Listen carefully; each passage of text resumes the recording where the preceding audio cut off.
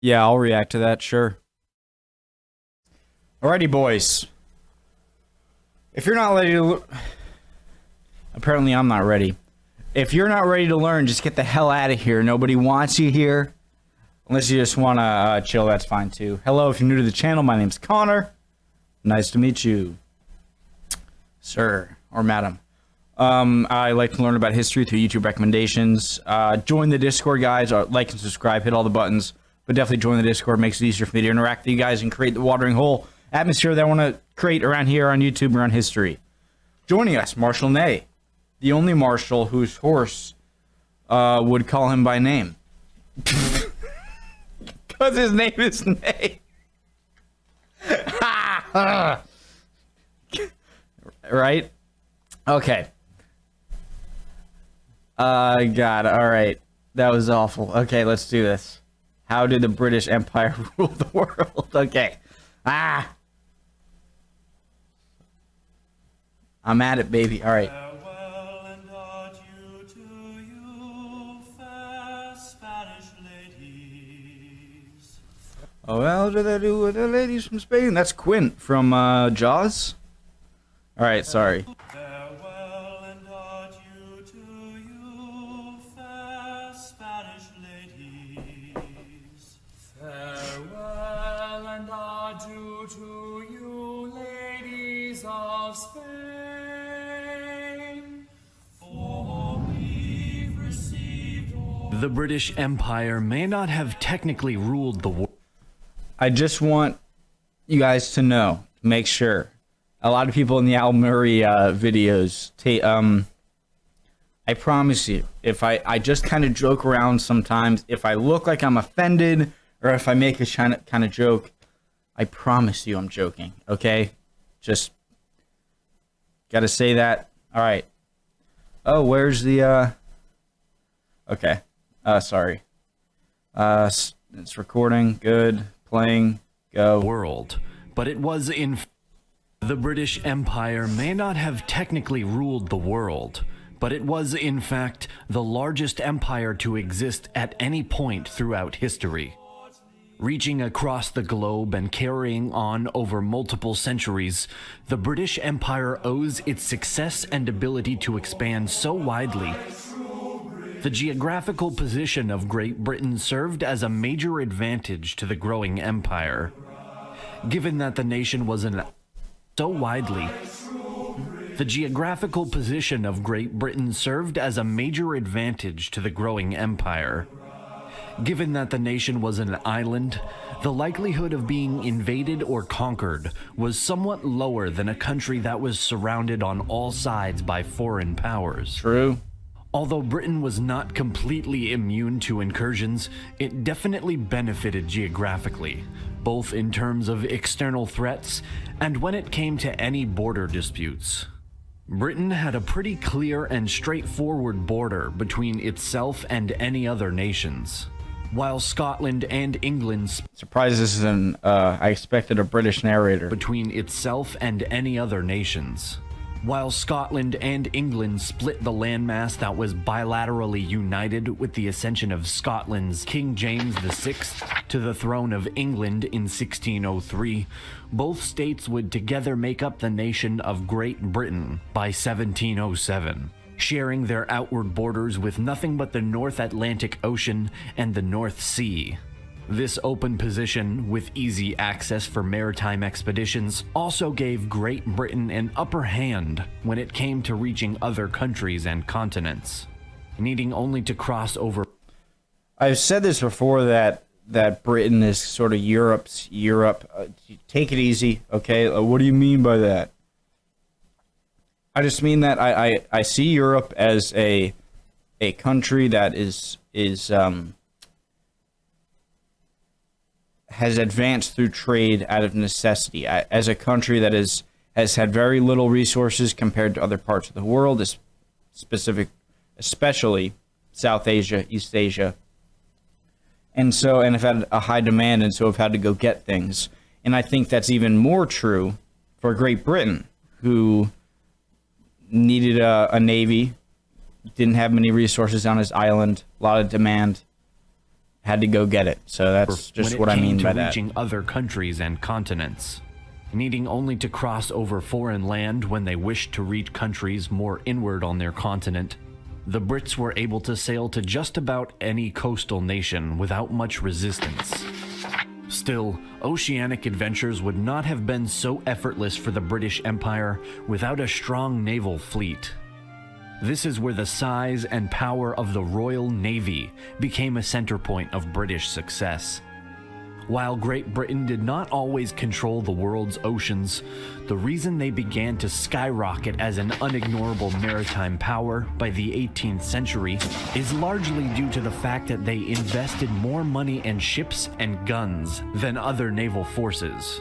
The government and citizens of the British Empire truly believed that the future of their wealth was to be found through the ocean. Recognizing the importance of overseas trade, as well as a fleet that could also defend their land if ever required, the Brits made sure to adequately fund the Royal Navy. The Empire's focus on trade additionally contributed vastly to its triumphant transcontinental. I want that map. I'm so surprised at how accurate they got it. Like, look how that's a pretty good Brazil coast right there. Africa's a bit more thick in here, but the Brits made sure to adequately fund the Royal Navy.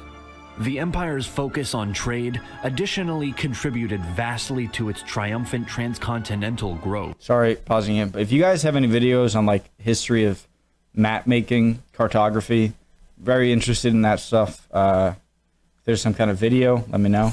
To adequately fund the Royal Navy. The Empire's focus on trade additionally contributed vastly to its triumphant transcontinental growth.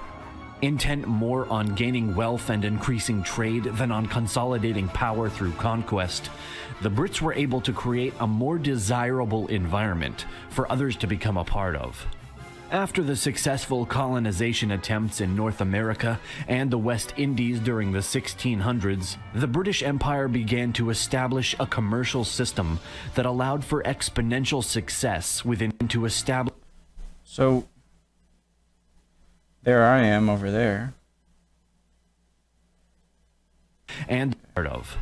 After the successful colonization attempts in North America and the West Indies during the 1600s, the British Empire began to establish a commercial system that allowed for exponential success within Great Britain and its overseas territories.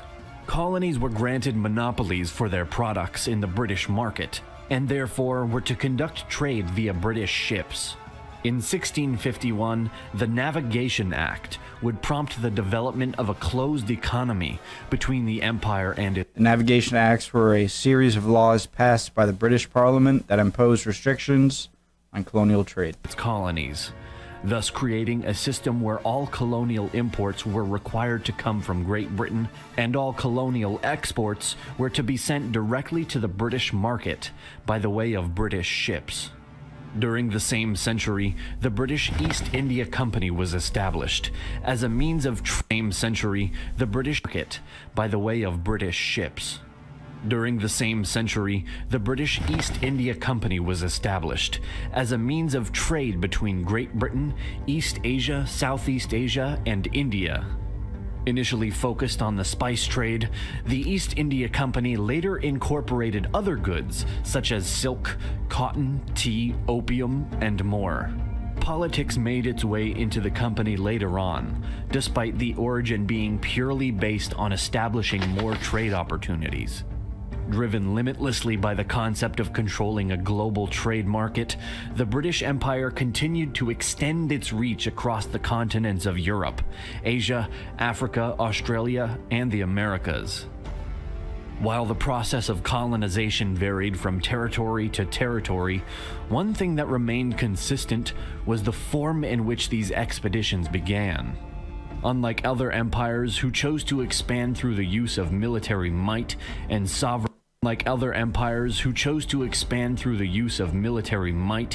sovereign claims to power, the British facilitated most of their expansion through the establishment of trading posts and systems.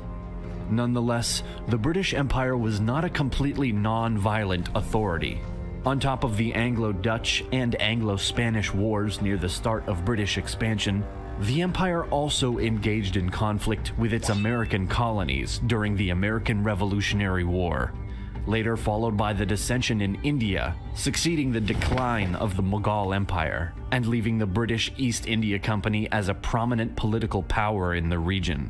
The presence of Britain in India was also notably more forceful than... Alright, sorry. I had to piss. Alright, we're good.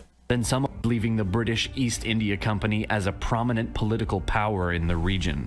The presence of Britain in India was also notably more forceful than some of their other trade-focused enclaves, demonstrated by the expansion of the East India Company's power through the threat of violence against those who protested. The continued tensions between the British and French were no longer secluded in India either, as the 7 Years' War erupted in 1756, lasting until the Treaty of Paris was signed in 1763, leaving Britain as the leading power across India and the world's oceans.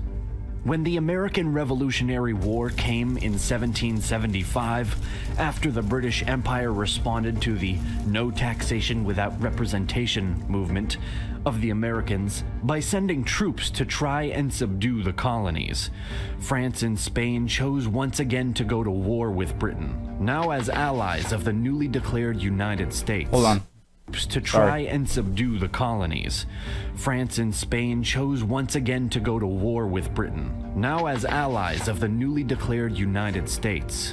In 1783, at the Peace of Paris, the British Empire was forced to acknowledge American independence, in turn relinquishing any control over their former colonies. Good job, boys. Devising a new strategy after such a drastic loss of territory, Great Britain now turned its attention toward the continents of Asia, Africa, and Australia, marking what some historians call the beginning of the Second British Empire.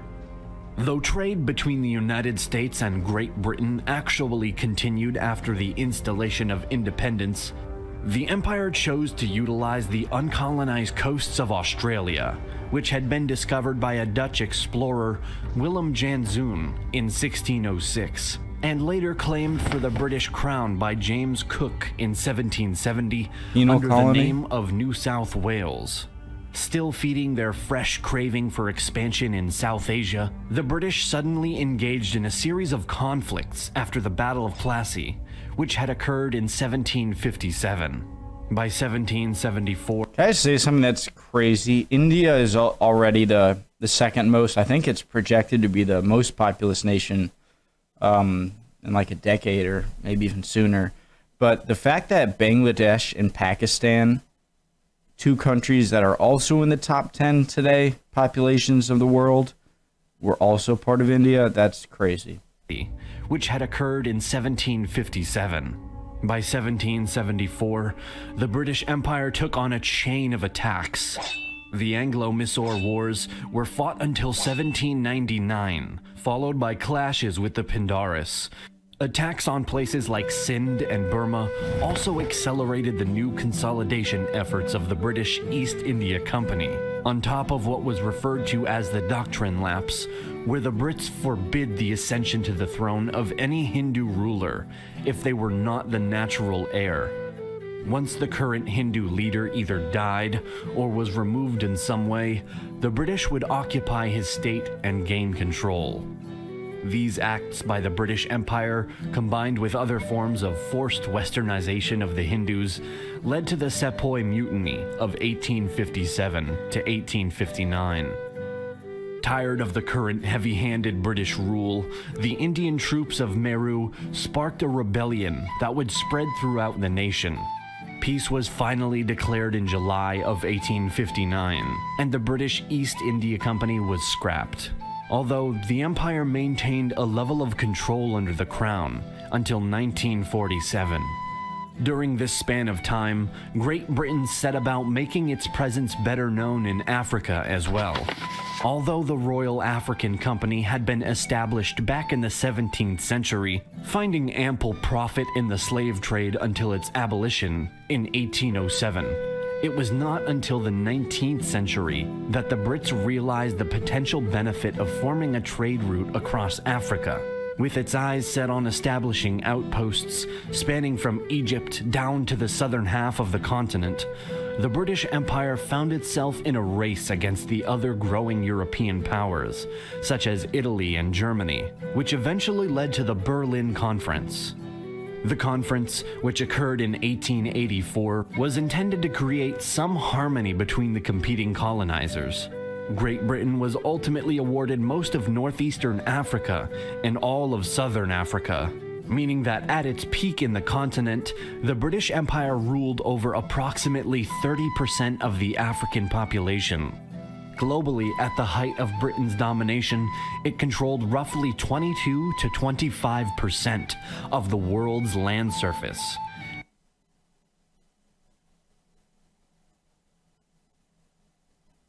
Is that the record? Is that the world record? And by 2 to 25% of the world's land surface. And by 1938, governed around 20% of the world's population. This remarkable prosperity was accomplished through a geographical advantage, supreme naval might, and the strategic focus on trade and wealth over bullish sovereign power for the sake of an emperor. Soundings in the channel of old England, from Hush and from Sicily to Scilly, for this and we made was a point called the Dead Man, next Ram's Head off Penrith, North Portland and why. They do have the best songs and shanties and everything. Great video. I learned a lot. I'm excited to learn more about British history, especially 19th century British history. I'm very curious about kind of post-Napoleonic wars. So I'll be back another reaction video very soon. Join the Discord. Subscribe to the channel. Go check out Naval. Original link at the top description below. See you guys soon.